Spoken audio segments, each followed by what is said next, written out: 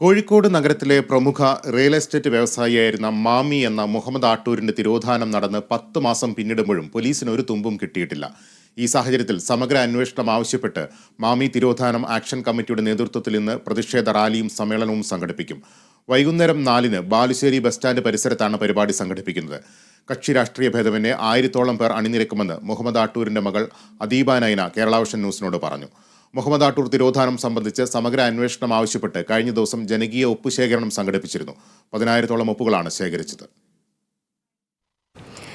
നമ്മൾ നാളെ ബാലുശ്ശേരി ആ ഭാഗത്ത് നിന്ന് അവിടുത്തെ നാട്ടുകാരും നമ്മളെ വീട്ടുകാരും ഉപ്പൻ്റെ എല്ലാ ബന്ധുക്കളും സുഹൃത്തുക്കളും എല്ലാവരും കൂടി നാളെ 4 മണിക്ക് റാലി ചെയ്യാൻ ഉദ്ദേശിക്കുന്നുണ്ട്. എല്ലാവിധ പാർട്ടിയിലുള്ള ആൾക്കാരും എല്ലാ മതത്തിലുള്ള ആൾക്കാരും പങ്കെടുക്കുന്ന ഒരു റാലിയാണ്. അപ്പം ഉപ്പയെ തിരിച്ചു കിട്ടാൻ വേണ്ടിയിട്ട് നമുക്ക് കഴിയുന്നതും നമ്മൾ ചെയ്യുന്നുണ്ട്. നിങ്ങൾ കാണുന്നവരൊക്കെ ഈ ഒരു റാലിയിൽ പാർട്ടിസിപ്പേറ്റ് ചെയ്യാനും നമ്മളെ ജനങ്ങളിലേക്ക് ഇതെത്തിക്കാനും വേണ്ടിയിട്ട് നമുക്ക് സപ്പോർട്ട് ചെയ്യണം എല്ലാവരും. പോലീസ് ഇപ്പം അന്വേഷിക്കുന്നുണ്ട്, പക്ഷേ നമുക്കതിന് റിസൾട്ട് വരുന്നില്ല. അപ്പോൾ നമുക്കത് പോരാ. അതുകൊണ്ട് ഹയറായിട്ട് നമ്മൾ അന്വേഷണം ആവശ്യപ്പെടുന്നുണ്ട്.